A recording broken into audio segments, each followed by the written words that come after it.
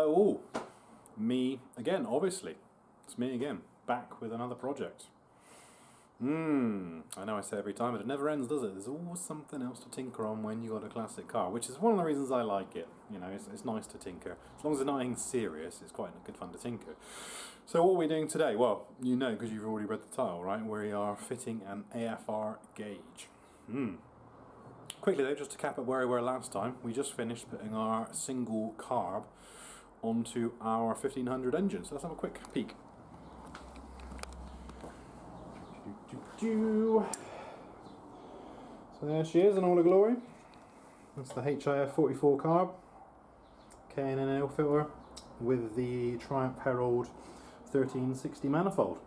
And if you watch any of the previous videos, you'll know the fun I had getting that all installed, grinding endless amounts of material off the manifolds to make them fit. But the good news is, it all works. Driven it quite a few times. Runs nice, starts fine, drives fine. No real issues to report on it whatsoever. To my knowledge, driving wise, same. I don't notice any reduction in power or adverse fuel consumption or anything really like that at all, which is nice. So that one I can sort of tick the box, as it were, and move on. So, AFR gauge. AFR. What is it? I appreciate most people watching this will already know what AFR is, but let's assume for the next couple of minutes that you don't. So it'll be remiss of me to not explain what it actually is. So AFR stands for air-fuel ratio. As I'm sure you're aware, engines burn a mixture of fuel and air, mostly air. And every different fuel type has what they call a stoichiometric value, which is a bit of a mouthful. It just means the ideal value, the ideal burn rate. So with most modern fuels, it's about 14, give or take. I'm sure people will correct me and say, no, it's not, but depending on where you live and the amount of ethanol in your fuel, etc.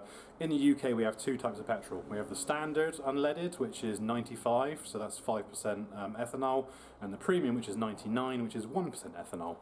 I always run the premium in this because ethanol, as we know, isn't kind on rubber hoses, or at least in the UK they're not anyway. I appreciate the Americans are running like 20% ethanol, whatever, and you seem to be fine, but for anything in the UK rubber hoses, ethanol seems to just eat them, turn them inside out. So ethanol, bad. But depending on the amount of ethanol in your fuel will change that stoichiometric value. But as a rule of thumb, we're going to say it's 14.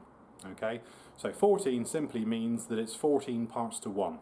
So for every 1 part fuel that your engine is burning, it burns 14 parts air. Okay, so that's the ideal value, there or thereabouts, that we're trying to get to. Obviously, when it's on the choke and it's cold, it's going to be running rich until the engine warms up, and then it leans out as time goes on. And also, as you hit the throttle, when you're running at full chat, it's going to lean out temporarily whilst the engine suddenly consumes all the fuel in the carb until it sort of comes back to a normalish value. Until I actually get the thing installed and get it all working, you know, we're sort of guessing. But as I say, rule of thumb, it's about 14.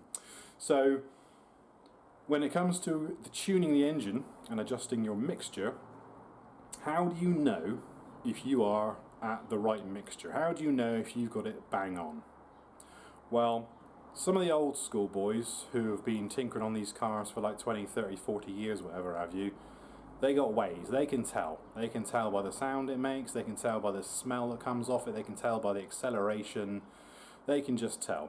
But again, these are people who have decades of experience with those types of engines. Me having less than 5 years experience, different story. In the Haynes manual, it'll tell you things like lifting the pin on the carb, you know, raising the piston up a little bit, and sort of seeing what noise it makes. Does it pick up or drop?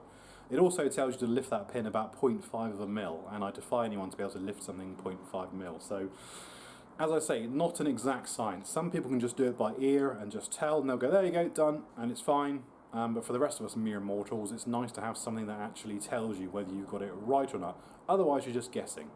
Now with this, obviously, we've just put a brand new carburettor and a different inlet manifold on it, which has completely thrown everything out of whack because we're obviously using 1 carb rather than 2.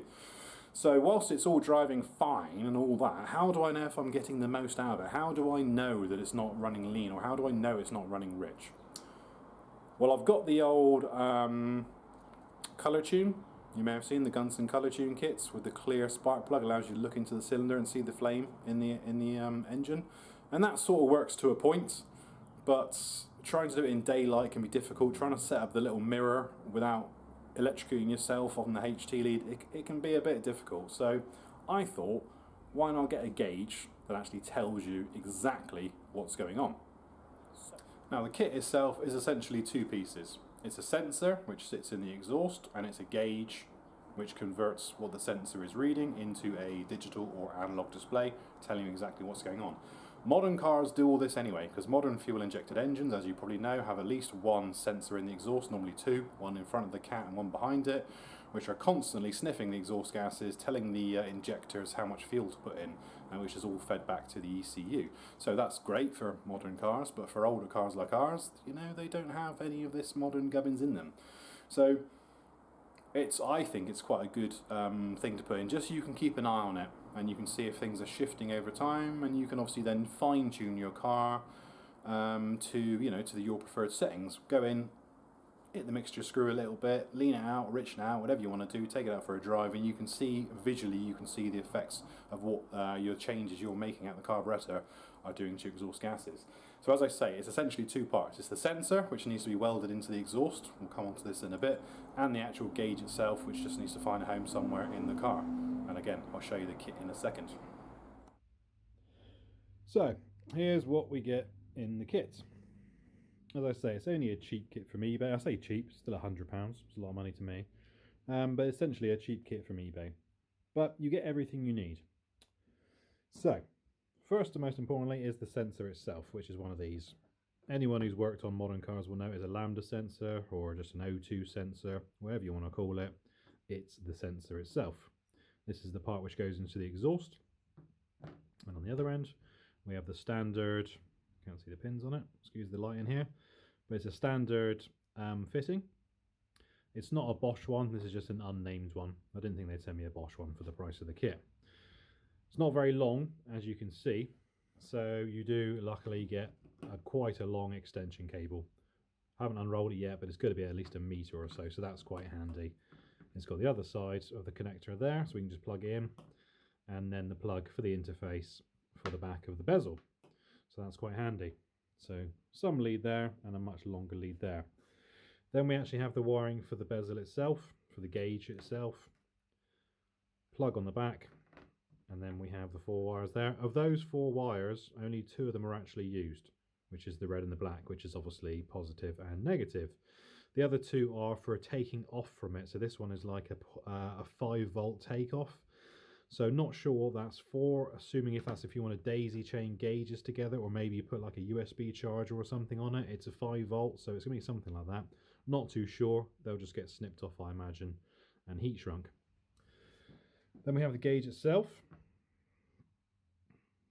Air fuel ratio. I believe this has LED lights that go around it. Till I put some power to it, I won't know. And as we can see there in the middle of the gauge, pretty much you get the 13.5 to 14 range, which is pretty average. Either side of that you don't want to be. Back of the gauge, it's got the standard sort of fitting that you find in classic car gauges. And again, the 2 connectors on the back there for the 2 pin inlays. There's also a small hole there. And apparently it's got a few different modes. It's got 4 different modes, but they don't make a lot of sense to me. One is AFR, one is lambda, which is a separate sort of reading itself, and there's some other stuff on there. We're just going to leave that alone, basically. Plug in as is. Then we get a different bezel. So we get a silver bezel, which I may or may not use, and a white backing for the gauge cluster itself. Now all the rest of my gauges have silver bezels, but because this one is a digital gauge, I'm not sure I want it to be seen, if you know what I mean. I'm not sure where it's going to go in the car yet. I haven't quite decided, but I'm not sure whether I want it seen. I may just keep it stealthy and black because it's digital. If you want an analog gauge, it's twice the price. They are literally from £100 to £200 just have an analog gauge. So maybe in future we'll change it. I don't know. And then lastly, a few fitting components. We've got a couple zip ties. There's a bit of it's like heat shrink or rubber band. There's some crimp connectors. Throw a wire in both ends, pinch it up with a pair of grips, and then the actual boss fitting for the exhaust itself, which as you can see is threaded on the inside. Hopefully the thread matches that. And this obviously needs to be welded into the exhaust itself. So we'll get a Christmas tree bit, mark the exhaust, grind it out, drop this in, and then put a zipper weld around it. And that should be it. So it's pretty plug and play. It is literally a case of taking the exhaust off, measuring where we want the sensor to go. The sensor wants to ideally be at an angle upwards, like this. Okay, if you imagine this is the back of the sensor and this is the front, where my knuckle is. It's for water, so if you get water pooling in your exhaust, if it faces this way, the water is obviously going to pool on the end of the sensor, which we don't want. So they advise the sensor is at least 10 degrees off horizontal. But it depends where we're going to have to fit it in the car. If you've got a Spitfire, you'll know that the exhaust runs between the chassis rails, and it's a little bit tight for space down there, so we're going to have a look and see where it goes. And then it's just plug it all together. Easy, right? Now, fitting the sensor is going to be interesting, because as we can see here, this is our manifold, exhaust manifold. It's wrapped in heat tape, as you can see, but this is the manifold. The manifold then comes down into two pipes. They then go back under there, where they go into one pipe, further back behind here somewhere. So when we're fitting our sensor, we want to put it in the area where it's one pipe, okay? We don't want to be, it doesn't really matter too much here, but we don't want to put it into either of these pipes. We want to put it into the mass collection point, i.e. where it goes into a single pipe. On a Spitfire, easier said than done. Right, down the workshop, stolen the driveway, up on the ramps. There's no room, right? So we've had to do on the centre pipe. If I show you underneath, you want it on the single pipe if you can, and there's only a tiny bit at the end of that 2-into-1, and there's no room in the chassis rails. Just here, before the rails start to narrow out, is going to be our best bet. So clamps off, masking tape on, because it's covered in oil, don't ask, and then a marker, because, you know, we don't want to put it in the wrong place, do we?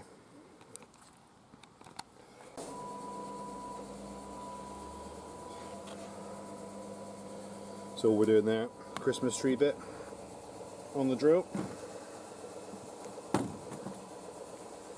Excuse my vape.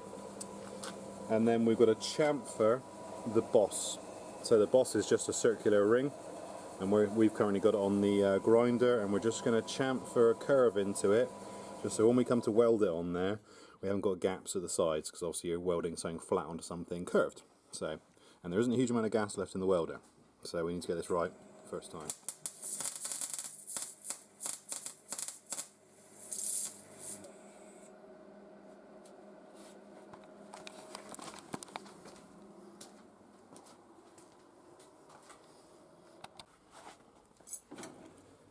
As you can see, my welds are fantastic. I'm joking, they're not mine. I'm the grinder, you know what they say. Good enough for council work. Okay, so we finished up yesterday, down the workshop getting the exhaust done. Apologies for any wind noise or traffic noise. It's windy and trafficy. Can't do much about that. So the hard bit's done. We've got the sensor in, it's all screwed in, it fits just, and we're good. So, we've got our cable coming up from the AFR gauge, just coming up past the starter motor there in the bell housing. Just got it looped in here for the time being, and then we've got it going in through this hole into the bulkhead. I will put a grommet in there at some point. I appreciate you shouldn't have cables going through metal like that, but that goes into the cabin. And then inside the cabin,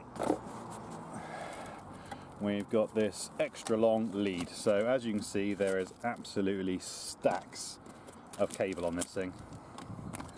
Ignore my cable sheathing, which my friend gave to me and said, you must tidy up the wiring in your car. Here, take this, use it. I don't know what he's on about. I mean, it looks pretty tidy, right? Job for another day. So this is way too much cable, so I've got a couple of choices here. The gauge is going to have to go somewhere here, you know, we're out of space for gauges. I could possibly knock this panel out, remove my fan switch and move the gauges to one side and maybe fit a third gauge in the middle there, I don't know. But that's going to be a bit of a pig to do, so I'm probably just going to mount it up here somewhere, sort of twisted towards the driving position. As I say, because it's a digital gauge, I don't really want it to be very visible. Everything else is nice analog. And again, digital ones were half the price of analog ones, unfortunately, so, you know, there we go. Right, pulled the glove box out of the way to give us better access to our wiring, and we fitted our little bezel up through there. I've put a single rivet through it so that it pivots, which is quite nice, so I can angle it towards me when I'm driving. We've got some wires for our volt gauge, which just happen to be here.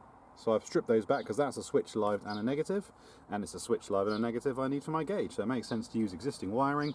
So I'm just going to tap into those two wires, solder them on, heat shrink them all nicely out of the way, and then I have shortened my power lead for the gauge, cut down the two wires I don't need, put some heat shrink on them just so they don't touch anything and arc in the back. We don't want any fires now, do we? That's going to sit here in the back of the gauge, boom, and it just has to go down this far. So let's join all these wires together. That's the power for the gauge done, and then I can tackle the long wire, which is obviously the one that comes from the sensor, which is the one that needs to be cut back. So solder this, get it all out of the way, and then hopefully we can jig the glove box back in there somewhere. I hate this thing, I mean, look at it. I appreciate they're made of card and this one's 50 years old, but it really is horrendous, isn't it? I'm half tempted to actually design and make my own glove box to go in there. That's a nicer shape. Maybe blank it off from there, put a little piece in the corner and just have a little rectangular opening. Maybe make one out of fiberglass, I don't know. Because like I say, this thing is just so ugly. Yeah. Card, right? Things actually made of card in old cars. Door cards are actually made of card. But that's why they were cheap. Right, soldering on, let's go. Right, that's the power done. That's spliced into our existing power. All shortened down. That one's good to go. So now we just need to do our long one, which is this one. As you can see, I've cut that end down and I've cut the connector off, and then we're just going to twist and solder all those together, heat shrink them up nicely. That should all tuck away in behind, and that should be it. So let's get some heat shrink and get this going before it starts raining. It's looking a little bit murky today. There we go, all done. All soldered and heat shrunk. So that should be it. Alright, we are done. Literally the second it started raining. Ooh, don't like rain. But we're done. So, I haven't tested it yet. I should have done before I put it all back together, but it started raining, so I wanted to move quickly.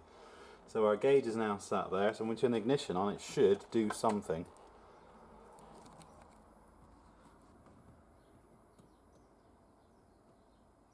.6. I haven't even started the engine yet, but somehow it's reading 14.6, so that's good. So let's pull the choke and fire her up. So it should read rich, i.e. below 14.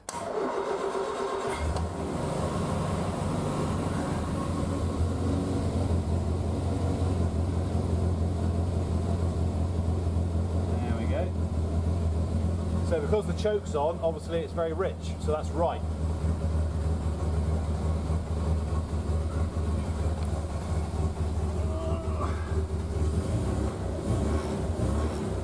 Give her a few revs. It's going to die as soon as I close the choke because it's cold.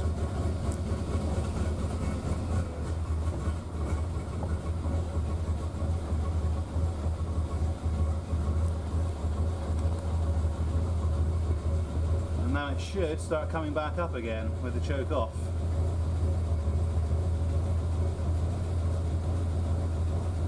Just see if I can reach the pedal a minute, give her a quick blip.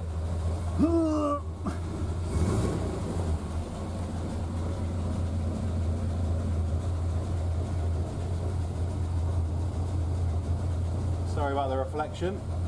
It's almost impossible not to get a reflection in it. But there we go. It is reading something. is still rich.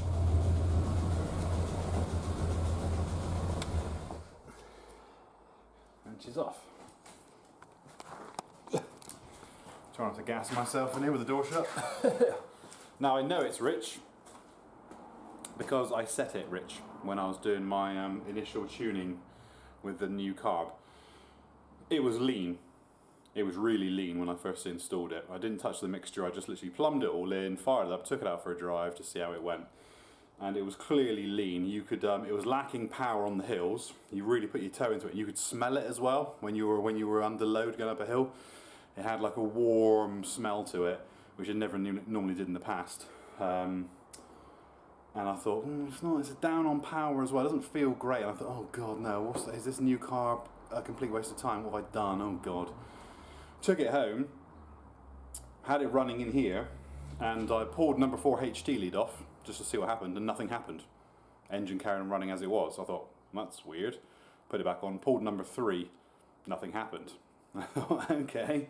So I put a colour tune plug into it, had a little peek down, and you could barely see the flame. So clearly it wasn't firing on 3 and 4 properly because it was just too lean. You could barely see a fire in the cylinder. So straight after that, got the old mixture screw, cranked her in a few turns just to richen it out. Drove it to work and back a few times, absolutely fine. Drove normally, couldn't smell anything on the hills. It just drove like it did when it had the twin carbs in it. You would never know when you were driving it that it was a single carb, not a twin carb. So I thought, success, brilliant, but ultimately I still don't know what I've done. Just because I've run the mixture screw in a few turns to make it richer, I don't know, is it now too rich? Well, clearly looking at the AFR gauge, it is too rich. Even with the choke off, it's still hovering around 12 and it should be 14. So that's perfect because that's the whole point, isn't it? That's the whole reason I put the gauge in, so that I can then be in here, get up to temperature with the doors open, and see what the gauge is saying. And once up to temperature, see what the gauge is saying, I can then go to the carb, give it a little twizzle, go back, look inside, see in real time what I'm actually doing at the carb by weakening it or richening it. So yeah. So it's running rich, that's fine. I knew it was running rich, so that gauge just tells me what I already knew, which is perfect. If it said something else, like it was still lean, I'd be like, what, really? Because I've just richened the hell out of it. And you can smell it in the air when a car, you can smell a rich car, right? It smokes a little bit, and you've just got that fuely smell. Your clothes, when you go in, smell like petrol, which is nice. So, success, I'd say. Gauge is in, everything works. It's reading the exhaust gases, so clearly our sensor that we put in, it works. It's not blowing around the bung. I checked that yesterday when I fired it up, so that's good. So there's nothing wrong with the welding. It's all got in. The wiring's all done. All my wiring is clearly up to standard because everything's now working. I think that's it, guys. Success, I would say. That's a reasonably easy install. I mean, I did mine over the course of 2 days. It's bank holiday weekend, so I thought, hey, it's a perfect time to get in sync with the car. So yesterday was only a morning. I went down to the workshop, took the exhaust off, drilled the hole, welded the bung in. So that was yesterday. That only took us literally a couple hours. We were going like hell because we were trying to beat the rain. We had rain forecast for lunchtime. And then today, new day, it's then taken me another hour to actually feed the wires through, snip them all off, put the gauge in place, etc. So the whole thing, realistically, is a 2 to 3 hour job. So you can do it in the morning, provided everything goes smoothly. You can get your exhaust apart, etc. And that's really it. So as long as you've got a welder and you can drill a hole in it and you can snip some wires and use a soldering iron, I mean, you don't even have to. You can leave all the wire in there if you want. You can just bundle up under the carpet, but I don't like masses of wire under the carpet. So it's a relatively easy job. So let's just go back and make sure it's still working again. First time's always a charm.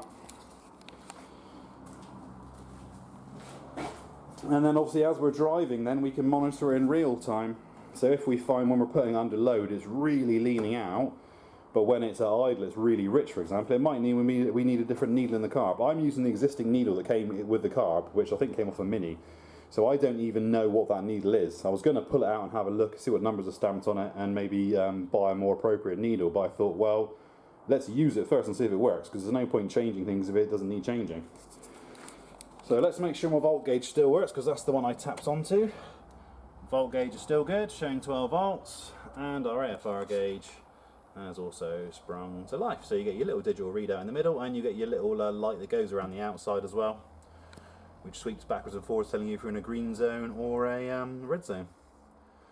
Clearly the gauge is still warm from last time, the sensor, because now it's ticking down, the engine isn't running. So that should, I imagine, go to 0 and then say, what the hell's going on?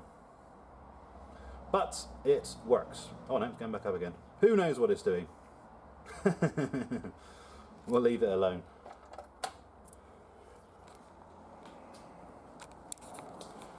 Success. So there we go, guys. AFR gauge install. I would have, in an ideal world, I'd like to have got an analog one just so it suited the instruments better, and I probably would have actually mounted it in the dashboard. But like I say, they were £200 for an analog one, and you know, whilst I like to tinker with cars and I like putting little gauges and stuff in, I'm not a rich man. Even 100 quid for that was like 100 quid for a little gauge. You're just gonna help the tune on your car, but you know what you're like. You're a sucker for it. So done. I'll stop rabbiting. Pretty simple. Any questions, let me know. Any comments, let me know. But yes, I think for classic car tuners, it's a worthy buy, because like I say, it allows you to see in real time any changes you're making to the mixture when you're tuning your car and when you're driving it as well, and that can only be a good thing, right? So, like I say, any questions or comments, let me know. As always, thanks for watching. I do appreciate all the views.